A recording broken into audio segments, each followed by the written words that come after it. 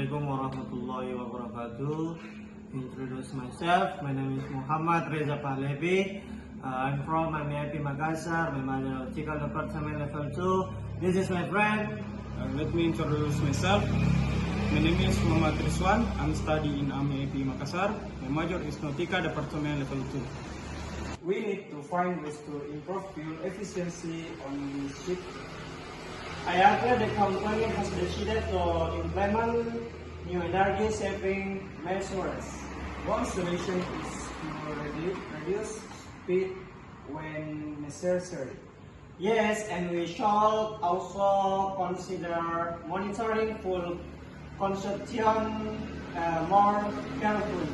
That's the idea. Company encourages us to follow energy regulations.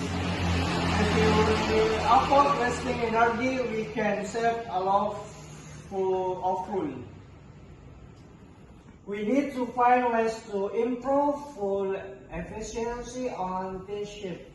I agree. The company has decided to implement new energy saving measures. One solution is to reduce speed when necessary. Yes, and we should also consider monitoring fuel consumption more carefully. That's good idea. The company encourages us to follow energy regulation.